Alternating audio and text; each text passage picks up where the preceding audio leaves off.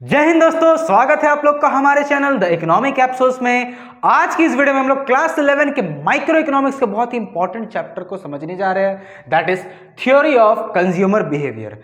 अब आप micro economics का इंट्रोडक्शन तो देख ही लिए। देखिए, इंट्रोडक्शन तो बहुत ही बेसिक सा था और ज्यादातर वो थियोरेटिकल था, बट ये चैप्टर जो है that is theory of consumer behaviour, अगर आप रेफरेंसेस के तौर पे देखिएगा, जैसे वीके का रेफरेंस आता है, तो इस चैप्टर को उन्होंने 3 या 4 पार्ट्स में टोटल डिवाइड कर दिया है।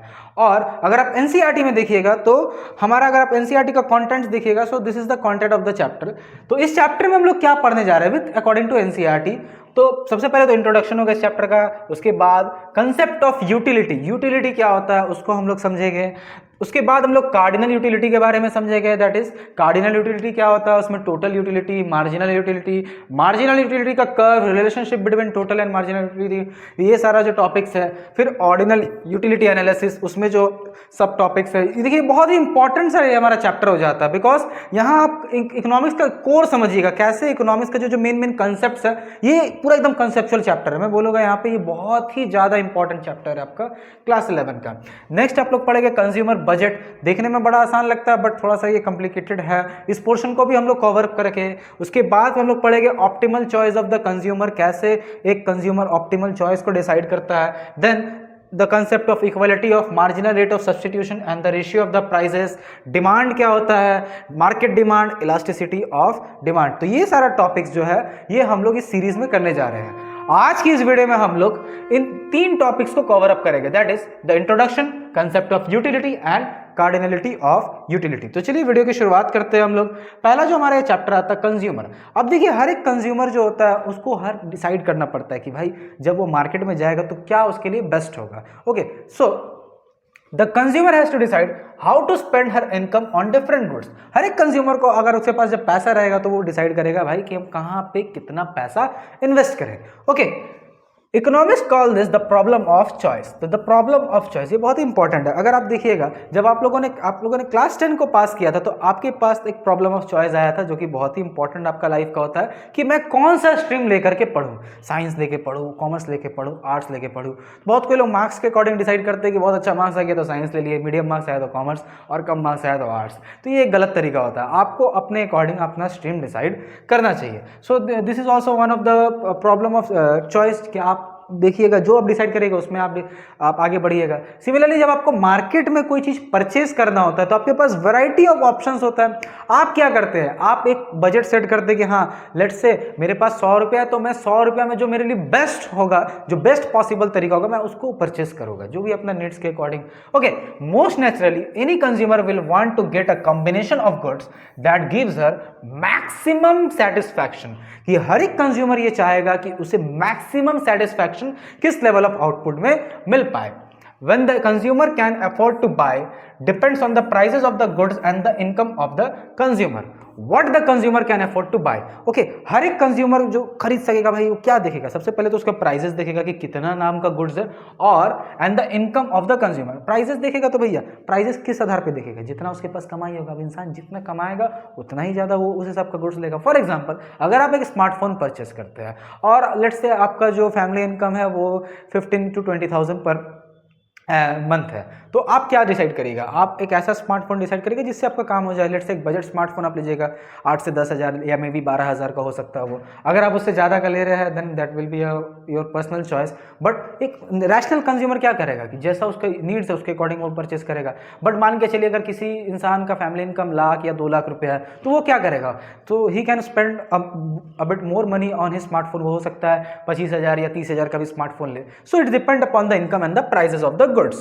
In this chapter presents 2 different approaches that explain the consumer behavior. अब हम लोग कंज्यूमर बिहेवियर को 2 बेसिक कंसेप्ट के तौर पे समझेंगे, that is cardinal utility analysis and ordinal utility analysis. तो इस वीडियो में तो हम लोग कार्डिनल यूटिलिटी को कवर अप करेंगे, उसके रिलेटेड कंसेप्ट्स को समझेंगे। सबसे पहले समझिए यूटिलिटी क्या होता है। जब हम लोग बात करते हैं, अच्छा ये तो कुछ प्रिलिमिनरी नोटेशन एंड एजम्पशंस, तो इस स्लाइड का हम लोगों का काम नेक्स्ट वीडियोस में आएगा, तो इसको मैं स्किप करता हूं, आगे बढ़ता हूं मैं यूटिलिटी के साथ में। यूटिलिटी क्या होता है, utility refers to the want satisfying power of a commodity. हर एक चीज, अब एक इंसान मान लीजिए उसको जो क्या वांट्स है, किस चीज का जरूरत है और उसको किस चीज से सेटिस्फैक्शन मिल पाएगा, that is the utility of the product. अगर मान लीजिए किसी को मीठा खाने का अगर अर्ज हुआ तो वो क्या सोचेगा कि चलो मीठा खा लेते हैं। अब वो मीठा खाएगा, उसको अगर मीठा मिल जाएगा तो उसको खा लेगा तो उसको एक सेटिस्फैक्शन आएगा, सो that will be the utility. अगर मान लीजिए किसी को, जैसे ये इंसान भाई साहब जो चीज़ कर रहे हैं, अगर मान लीजिए किसी को उस चीज़ का ही अगर मन हो रहा है तो जैसे ही वो फर्स्ट सिप पिएगा उस चीज़ का तो उसको यूटिलिटी मिल जाएगा। So this is the basicality of the utility. The capacity of a commodity to satisfy human wants. Utility क्या होता है? The capacity of a commodity, एक कमोडिटी का कैपेसिटी जिससे इंसान का वांट्स सेटिस्फाई हो पाए। ओके, यूटिलिटी का क्या क्या फीचर्स होता है, सबसे पहले समझिए क्या क्या इसका फीचर्स होता है भैया। Utility is different from usefulness. जरूरी नहीं है कि यूटिलिटी तभी मिलेगा जब आपका यूजफुल कोई चीज आपका अगर फायदा ही दे हमेशा, ऐसा जरूरी नहीं है। Okay, a commodity may not be useful yet it may have a utility for a person. For example, liquor is considered harmful for a person yet it may have a higher degree of utility for an alcoholic. हो सकता है पीने से इंसान जो drink करते हैं, alcoholic behaviour पीते हैं, तो वो आपका फायदा नहीं होता। तो यूटिलिटी ऐसा मतलब नहीं कि हमेशा कंज्यूमर को फायदा ही पहुंचाए, यूटिलिटी हमेशा ये भी नहीं कि सेटिस्फैक्शन ही पहुंचाए।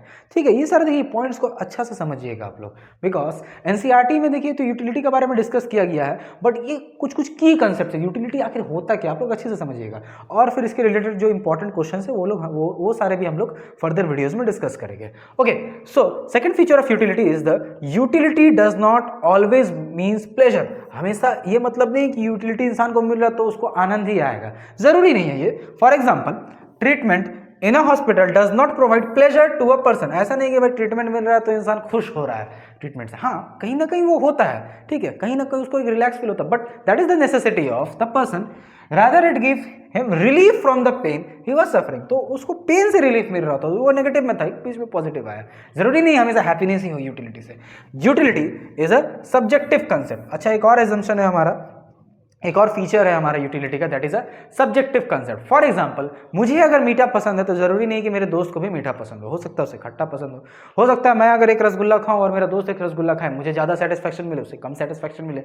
सो that is a subjective matter. Okay, it depends upon the intensity और urgency of wants. For example, a thirsty person derives more utility from water relative to a person who is not thirsty। प्यासा इंसान को ज़्यादा utility मिलेगा as compare to एक normal इंसान को पानी पिलाइए, प्यासा इंसान को पानी पिलाइए, प्यासा इंसान ज़्यादा खुश होगा पानी से। ओके, आगे बढ़ते हैं हम लोग। सबसे पहला हमारा टॉपिक आता है that is cardinal utility analysis. भैया कार्डिनल मतलब होता क्या है? कार्डिनल, जब हम लोग बात करेंगे कार्डिनल, इस टर्म का मतलब होता है numbers. Okay, under cardinal utility analysis, utility is measured by an imaginary measure known as utils। बहुत इंपॉर्टेंट है, यूटिलिटी को मेजर किस आधार पे किया जाता है? यूटिल्स। फॉर एग्जांपल, हम लोग वेट को मेजर करते हैं, किसी भी इंसान का वेट जो होता है एक्चुअली में मास को मेजर करते हैं केजी में, डिस्टेंस को मेजर करते हैं मीटर में।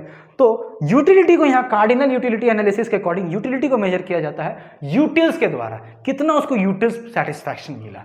Okay, utils are imaginary and psychological units which are used to measure the satisfaction utility obtained from a consumption of a certain quantity of a commodity।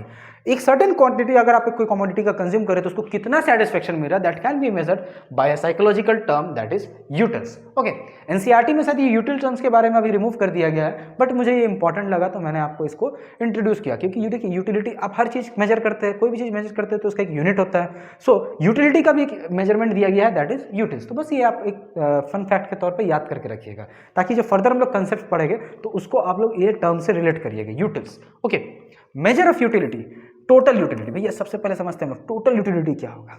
देखिए यहाँ तीन चीज को हम लोग को समझना, बेसिकली दो चीज है, उससे रिलेटेड तीसरा भी चीज आएगा आगे, total utility and marginal utility. Okay, total utility में सबसे पहले हम लोग आते हैं भैया, टोटल यूटिलिटी क्या होता है?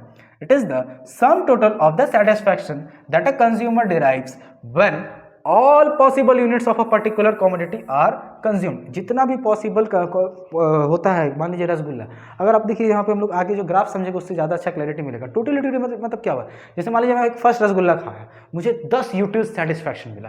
सेकंड में खाऊंगा तो ऑब्वियस सा बात है मुझे उतना ज़्यादा अच्छा नहीं लगेगा, लेट से मुझे 8 यूनिट का सेटिस्फैक्शन मिला। थर्ड अगर मैं रसगुल्ला खाऊंगा, लेट से मुझे 2 ही यूनिट का सेटिस्फैक्शन मिला। फोर्थ अगर मैं खाऊंगा, हो सकता है मुझे प्रॉब्लम होने लगे, डायबिटीज़ हो सकता है भैया, तो हो सकता है मुझे नेगेटिव लगे, मेरे को अच्छा नहीं लगे। फिफ्थ अगर कोई मुझे खिला आगे वाले भागता है कि नहीं भाई यहाँ से हटाओ रसगुल्ला मुझे और नहीं खाना है। सो that is a concept of utility. जरूरी नहीं है अगर मैं इन सारे को जोड़ दूँ, सारे यूटिलिटी जितना भी यूटिल्स मुझे मिला सबको जोड़ दूँ, that is the total utility. Okay, for example, first chocolate gives satisfaction of 20 utils and second gives 16 units, then total utility from two chocolates will be 20 plus 16, that is 36 utils. Okay, हो सकता है जो हमारा utils है वो negative भी हो। कैसे होता है आगे हम लोग डिस्कस करेंगे। टोटल यूटिलिटी का हमारा तब इक्वेशन क्या हो जाएगा, बहुत important, total utility is equal to u1 plus u2 plus u1। That is क्या हो रहा है कि यूटिलिटी पहला ऑब्जेक्ट से हमको कितना मिला, पहला जो कमोडिटी था, दूसरा कमोडिटी से, वैसे जितना जितना n नंबर ऑफ कमोडिटीज है सबको अगर हम जोड़ दे that will be the total utility of a commodity. और TUX is equal to summation of MUX। देखिए ये सारा मैथमेटिकल कुछ टर्म्स है, इससे आप लोगों को इंट्रोड्यूस रखना होगा, ठीक है। इस साइन का मतलब होता है समेशन, समेशन मतलब सब सारा मार्जिनल यूटिलिटी को जोड़ते हैं। अरे भैया मार्जिनल यूटिलिटी ये क्या होता है, चलिए आगे समझते हैं हम लोग। where TUX is the total utility of the commodity X, total utility होता है, और ये होता है हमारा मार्जिनल यूटिलिटी। ये क्या होता है चलिए समझते हैं हम लोग, मार्जिनल यूटिलिटी क्या होता है। Marginal utility it refers to the additional utility derived by a consumer by consuming an additional unit of a commodity at a given point of time. For example समझिए मैंने जो फर्स्ट रसगुल्ला खाया तो मुझे 10 utils का यूटिलिटी मिला। अगर मैं जब सेकंड रसगुल्ला खाऊंगा तो मुझे 8 यूटिलिटी का सेटिस्फेक्शन मिला। तो ये जो चेंज हुआ, ये जो सेकंड मैंने खाया पर यूनिट जो मुझे यूटिलिटी का सेटिस्फेक्शन हो रहा है, पर यूनिट, एक यूनिट मैंने खाया 10, फिर सेकंड मैंने खाया तो मुझे मिला सेटिस्फेक्शन 8। तो अगर मैं देखूं तो 10 प्लस 8 इज इक्वल टू 18 मेरा यहाँ पे है टोटल यूटिलिटी, पर ये जो सेकंड यूनिट से मुझे सेटिस्फेक्शन मिला that is the marginal utility. अब मैं एक और अगर इसमें जोड़ दूं, लेट्स से 18 प्लस नेक्स्ट जो मुझे सेटिस्फेक्शन मिला लेट्स से 2 ही units, so that will be equal to 20 utils. Third unit से मुझे सेटिस्फेक्शन मिला दैट इज ओनली, इसका अगर मैं मार्जिनल यूटिलिटी निकालूं तो दैट विल बी 2 यूटिल्स, ठीक है। तो ये जो मार्जिनल यूटिलिटी होता है ये पर यूनिट कंजम्पशन के साथ जनरली डिक्लाइन करता है, ठीक है। समझने की कोशिश करिए, अगर पानी पूरी सब कोई खाते हैं, ठीक है, रसगुल्ला तो यहाँ हमारा वेस्ट बंगाल और बिहार झारखंड तक ये फेमस है, हाँ साथ ही साथ ऑल ओवर इंडिया में भी रसगुल्ला मिलता है, बट जो बंगाल का रसगुल्ला में बात है वो अभी तक तो मुझे और कहीं मिला नहीं। ओके, अगर मैं बात करूँ यहाँ पे मार्जिनल यूटिलिटी के बारे में, तो हर एक पर यूनिट कंजम्पशन के साथ उस मार्जिनल यूटिलिटी डिक्लाइन होता है। नॉर्मली अब देखिए आप फर्स्ट पुचका खाए बहुत अच्छा लगा, सेकंड खाए, थर्ड खाए, फोर्थ खाए, 10 खा लिए, 20 खा लिए, 25 खा लिए, अब आपको एक पॉइंट ऑफ टाइम आएगा जहां आपको सेटिस्फेक्शन नहीं मिल रहा है, आपको डिससेटिस्फेक्शन हो रहा है, आपको अनकंफर्टेबल लग रहा है। जब आप उससे ज़्यादा खाएंगे तो मार्जिनल यूटिलिटी नेगेटिव होते जाता है। दैट मीन्स कि marginal utility per unit consumption के साथ डिक्लाइन करता है। एक पॉइंट ऑफ टाइम में मार्जिनल यूटिलिटी हो सकता है 0 हो जाए और उसके बाद वो नेगेटिव भी चला जाता है। समझते हैं इसको हम लोग इन डिटेल्स में।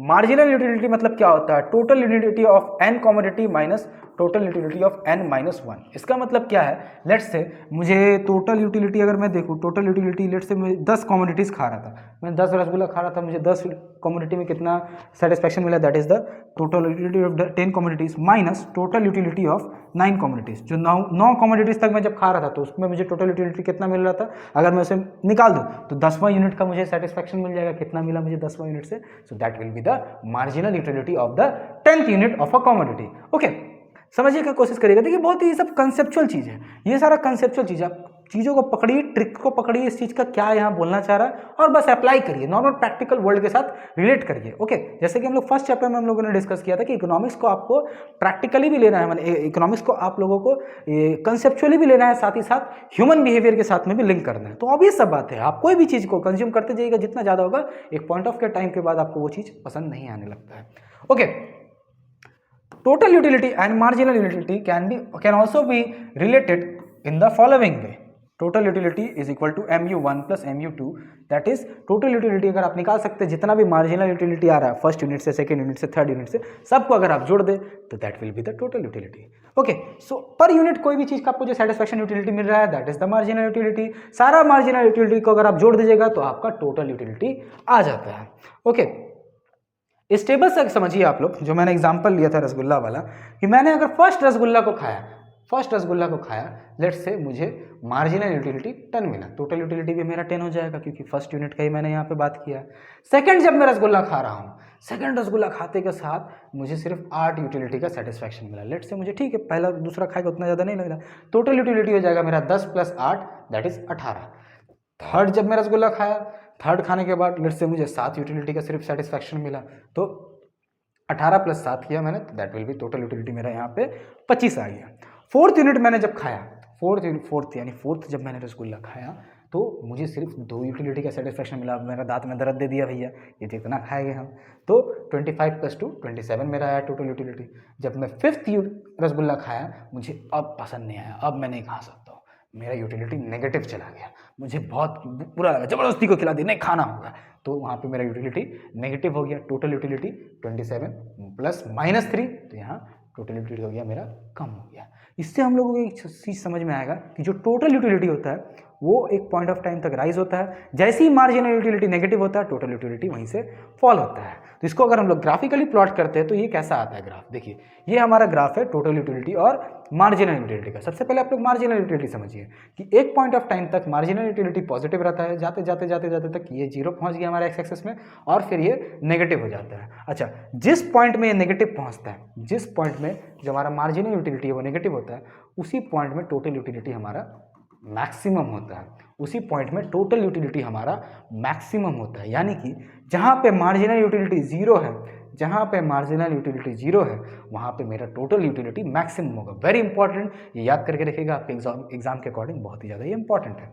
Okay, when total utility increases at a decreasing rate, mu increases but it is positive. Total marginal utility तो बढ़ रहा है लेकिन ये डिक्रीजिंग रेट में, टोटल यूटिलिटी भी बढ़ रहा है बट उसका जो रेट ऑफ इंक्रीजिंगमेंट है, जो रेट ऑफ इंक्रीजिंग है वो डिक्रीज होते जा रहा है, रेट ऑफ ग्रोथ जो है वो कम होते जा रहा है।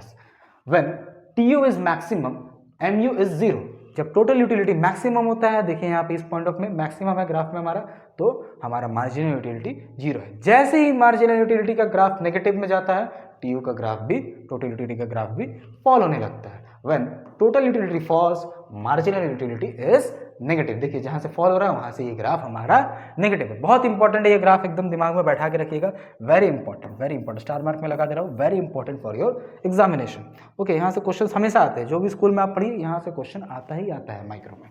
ओके, अब हम लोग समझते हैं एक बहुत ही important concept, that is the law of diminishing marginal utility. जैसा कि हम लोग मैंने आप लोगों को बताया कि पर यूनिट कंजम्पशन के साथ हर एक कमोडिटी का यूटिलिटी फॉल करता है। इसी कंसेप्ट को बोला जाता है law of diminishing marginal utility. That is, this law states that as more and more units of a commodity are consumed, marginal utility derive from additional units goes on falling.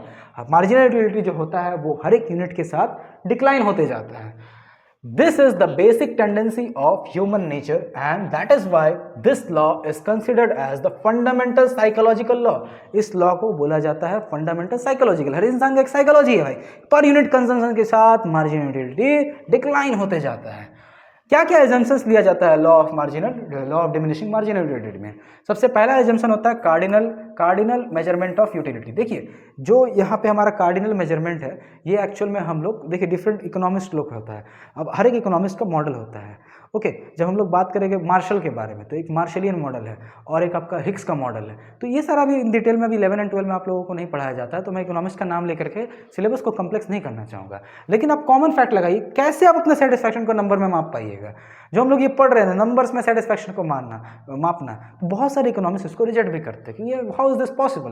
तो इस चीज़ को हम लोग ordinal utility analysis में समझेंगे कि बिना numbers के यूटिलिटी को कैसे एनालाइज किया जाता है। पर हम लोग यहाँ पे बात कर रहे हैं कार्डिनल यूटिलिटी, तो उसके अकॉर्डिंग हम समझिए भैया, cardinal measurement of utility can be measured in a quantitative terms. ये हमारा एजम्पशन है कि यूटिलिटी क्वांटिटेटिव टर्म्स में मेजर किया जा रहा है, बट रियल लाइफ में देखिएगा तो कैसे ये पॉसिबल हो सकता है, किसको कितना सेटिस्फैक्शन मिल रहा है आप कैसे जानेगा, that is a subjective issue. Okay, second assumption हमारा क्या होता है, it is measured that utility is measurable in monetary terms. ऐसा माना जाता है कि यूटिलिटी को पैसा के टर्म्स में मापा जा रहा है। ठीक है, ये क्या होता है पैसा के टर्म्स, इन डिटेल अभी आप लोग आगे समझिएगा। ओके, थर्ड हमारा जो आता है consumption of successive units. Okay, हम लोग हमेशा मानते हैं कि यूटिलिटी जो डिक्लाइन हो रहा है, हम लोग ये एजम्पशन लेते चलते कि कंज्यूमर बार बार सक्सेसिव वही चीज़ को खा रहा है, वही चीज़ को परचेस कर रहा है। हम लोग उसमें वेरिएबल नहीं पकड़ते, पुचका बनाया हो सकता है थोड़ा खट्टा कम रहा, पहला वाला को मैं मान लीजिए उतना मज़ा नहीं आया, दूसरा वाला में आप मसाला वगैरह ठीक करवा दिए, दूसरा वाला में आपको ज़्यादा मज़ा आया, हो सकता है सेकंड में उसका जो यूटिलिटी वो मैक्सिमाइज हो जाए, ज़्यादा हो जाए। तो इस चीज़ को हम लोग नहीं समझते, होमोजेनिटी ऑफ प्रोडक्ट समझते कि हर एक प्रोडक्ट जो है वो बराबर है। ओके, रैशनल कंज्यूमर, हम लोग हर एक कंज्यूमर को रैशनल मान के चलते हैं। That is all consumers are assume that they would like to maximize their utility. हर एक कंज्यूमर को हम लोग ये समझते हैं कि कोई हर एक कंज्यूमर अपने यूटिलिटी जो पैसा से वो परचेस कर रहा है वो मैक्सिमाइज करना चाहेगा। जरूरी नहीं कि रियल दुनिया में हर एक कंज्यूमर आपको वैसा ही मिल जाए, हो सकता है कोई जिद्दी कंज्यूमर भी हो सकता है कोई बेवकूफ़ कंज्यूमर भी हो जिसको यूटिलिटी से परवाह नहीं है बट वो कुछ और ही टाइप का माइंडसेट रखता हो। Okay, homogeneity of product, homogeneity, no change in the quality. हम लोग जैसे मैंने आपको एग्जांपल दिया कि पुचका का हो सकता है कि मसाला वसाला कुछ ऊपर नीचे हो जाए, रसगुल्ला का मिठास में कुछ ऊपर नीचे हो जाए, so that also a factor, but हम लोग यहाँ पे मान के चलते कि सारा ही प्रोडक्ट बराबर है। ओके, सब एक जैसा है। नेक्स्ट आता है, नेक्स्ट हमारा एजम्पशन है that is independent utilities. Marginal utility of one commodity has no relation with the marginal utility of other. हर एक कमोडिटी का मार्जिनल यूटिलिटी का दूसरा कमोडिटी से कोई रिलेशन नहीं है। इस चीज़ को हम लोग मान के चलते कि ऐसा नहीं कि भैया पहला वाला जो खाया दूसरा वाला जो है उसी से रिलेटेड हो। पुचका खाया दूसरा वाला थोड़ा और बेटर हो गया, मीठा हो गया, ठीक है, थोड़ा हल्का मीठा हो गया, तो ये होता है भैया। थर्ड सेवेंथ हमारा एजम्पशन क्या है, marginal utility of money is constant. हम लोग मान के चलते हैं कार्डिनल यूटिलिटी एनालिसिस में कि मनी का मार्जिनल यूटिलिटी कांस्टेंट है। इसके बारे में हम लोगों ने फर्दर वीडियोस में डिस्कस किया है, ये थोड़ा अंडर ग्रेजुएट का टॉपिक है, तो मैंने उस सीरीज में डिस्कस किया कि how is the marginal utility of money is kept constant in cardinal utility analysis. Okay, 8 हमारा जो आ जाता है point that is consumption of reasonable quantity. ऐसा नहीं है भैया कि हम लोग एक चम्मच पानी को एक गिलास पानी से कंपेयर कर रहे हैं। पहला इंसान एक चम्मच खाया, दूसरा बार एक गिलास पी लिया, तो अब ये सब बात है, एक चम्मच पे इसको क्या ही सेटिस्फैक्शन मिलेगा। We should not compare a glass of water with a spoonful of water. Okay, so consumption should be of reasonable quantity. ऐसा नहीं कि भाई पुचका का उसको एक छोटा सा टुकड़ा तोड़ करके खिला दे रहे हैं और फिर सेकंड में उसको पूरा खिला रहे हैं, तो एक रीजनेबल हिसाब से कंजम्पशन होना चाहिए हर एक प्रोडक्ट का। Okay, deriving the demand curve in the case of a single commodity. अब ये जो law of diminishing marginal utility है और जो प्राइस के साथ इसका रिलेशन होता है, इससे हमारा डिमांड कर्व डिराइव होता है। Okay, the quantity of a commodity that a consumer is willing to buy and is able to afford given prices of goods and income of the consumer is called the demand for at that commodity. यानी कि particular price में कितना units उस consumer, एक particular consumer, मान लीजिए एक इंसान, अब वो प्राइस देखेगा कितना प्राइस है, मान लीजिए प्राइस बहुत ज़्यादा कम है तो वो उस कमोडिटी को ज़्यादा परचेस करेगा। प्राइस अगर बहुत ज़्यादा बढ़ गया तो ऑब्वियस बात है वो या तो कंज्यूम नहीं करेगा उस चीज़ को या तो कम कंज्यूम करेगा। सो that is the relation between price and demand of a commodity. Demand curve is a graphical representation of various quantities of a commodity that a consumer is willing to buy at different prices of the same commodity। एक particular quality में कुछ फर्क नहीं पड़ रहा है पर उसका प्राइस अगर वेरिएबल है तो क्या होगा, ऑब्वियस बात है, अगर प्राइस बढ़ जाएगा तो उस चीज़ को कंज्यूमर कम खरीदेगा, अगर सेम क्वालिटी को मिल रहा है अगर प्राइस कम हो जाएगा तो उस चीज़ को वो ज़्यादा परचेस करेगा। सबसे अच्छा एग्जांपल आप ले सकते हैं सब्जी मार्केट में। सब्जी मार्केट में देखिएगा आलू का जो दाम होता है, जब नया आलू का सीज़न होता है तो आलू का दाम बहुत कम हो जाता है। जब कम हो जाता है तो लोग ज़्यादा से ज़्यादा आलू को परचेस करते हैं। बट जब आप देखिएगा मिड ऑफ द सीजन, जब गर्मी होता है बहुत ज़्यादा, जब माल वगैरह जो आलू प्याज सड़ने लगता है ज़्यादा, उस समय आलू का दाम बढ़ जाता है क्योंकि क्वांटिटी शॉर्टेज हो जाता है। तो आलू का दाम जब बढ़ जाता है तो उसका डिमांड भी मार्केट में कम हो जाता है, लोग अदर सब्जी में शिफ्ट हो जाते हैं। Okay, while holding the constant prices of other related commodities and income of the consumer, there is a negative relationship between the price of a commodity and the quantity demanded, which is referred to the law of demand। अब law of demand क्या होता है, देखिए यहाँ पे graph को समझिए, आप लोग ग्राफ को समझने का कोशिश करिएगा कि यहाँ पे मैंने प्राइजेस दिया। लेट से रसगुल्ला का प्राइस है 5 रुपया, 10 रुपया, 15, 20, 25, 30। अब लेट से 30 रुपया में एक पीस रसगुल्ला, तो कंज्यूमर जो खरीदेगा ही नहीं, बोले इतना महंगा रसगुल्ला, हम लोग बंगाल में 5 रुपये में मिलता है कि रसगुल्ला 10 रुपये में मिलता है, क्यों खरीदेगा भैया। तो एक प्रोड्यूसर है वो सोचा चलो प्राइस को कमा देते हैं, लेट से वो 25 रुपये में बेच रहा, तो 25 रुपये में बेचते बेचते लेट से कोई इंसान एक पीस रसगुल्ला खरीद लिया 25 रुपये में बेचने की वजह से, एक पीस खरीद रहा। ये क्वांटिटी है, वो एक्स एक्सिस। देखिए ग्राफ को अच्छे से समझिएगा आप लोग, क्योंकि इकोनॉमिक्स के लिए ग्राफ बहुत इंपॉर्टेंट है, खास करके माइक्रो और मैक्रो दोनों में ही आपका ग्राफ्स का बहुत ज़्यादा यूज़ है। सेकंड, आप देखिए मान लीजिए 2 यूनिट्स वो कब खरीदेगा, लेट से अगर रसगुल्ला का प्राइस 10-12 रुपये अगर हो गया तो वो 2 यूनिट्स खरीद रहा है। अगर रसगुल्ला का प्राइस और कम गया तो वो लेट से अगर वो प्राइस 5 रुपया हो गया तो 4 पीस खरीद रहा है। लेट से वो प्राइस और कम हो गया तो वो और ज़्यादा क्वांटिटी खरीदेगा। तो this is the relationship between the price of a commodity and the quantity demand. Okay, यानी कि प्राइस कमते जा रहा है, डिमांड बढ़ते जा रहा है। अगर प्राइस बढ़ेगा तो demand कमेगा। So that is the inverse relationship between the price and demand. So price is equal to 1 by is equal to नहीं देना चाहिए, price is directly proportional to 1 by D. Inversely proportional to 1 by D. Price is inversely proportional to 1 by D. यानी कि price बढ़ेगा, demand कमेगा, price कमेगा, demand बढ़ेगा. So this is all about our cardinal utility analysis. और हाँ, ये हमारा एक last point भी बच गया. Explanation for a downward sloping demand curve rest on the notion of diminishing marginal utility. ये जो डिमांड कर्व आपका डाउनवर्ड स्लोप हो रहा है, ये तभी हो रहा है because there is the law of diminishing marginal utility. होता है हमारा ये वीडियो समाप्त. देखिए, आज के इस वीडियो में हम लोगों ने लिमिटेड टॉपिक्स को ही सिर्फ कवर किया है. अगर हम लोग बात करें तो बस ये स्टार्टिंग का 3 टॉपिक्स हम लोगों ने कवर किया है. जो रिमेनिंग टॉपिक्स है वो फर्दर सीरीज में आएंगे. अब देखिए, क्योंकि ये चैप्टर थोड़ा सा वास्ट है तो हम लोग इस सीरीज को थोड़ा शॉर्ट वीडियोस के अकॉर्डिंग करने का कोशिश करेंगे. हर एक टॉपिक इस चैप्टर में बहुत ही ज़्यादा इंपॉर्टेंट है, यानी कि इस चैप्टर को आपको बहुत अच्छे से समझना है बिकॉज फर्दर जो हमारे चैप्टर्स है इन चैप्टर के बेसिस के अकॉर्डिंग ही रिलेटेड होगी. यानी इन चैप्टर में आप जो टर्म्स पढ़ेंगे वो फर्दर चैप्टर्स में आपको फिर से वो रिपीट होते हुए दिखेंगे. तो इस चैप्टर को आप बहुत अच्छे से समझिएगा. वीडियो पसंद आई तो लाइक कर दीजिएगा, चैनल पे नए हो तो सब्सक्राइब कर दीजिएगा. मिलते हैं अगले वीडियो में, तब तक के लिए जय हिंद, वंदे मातरम.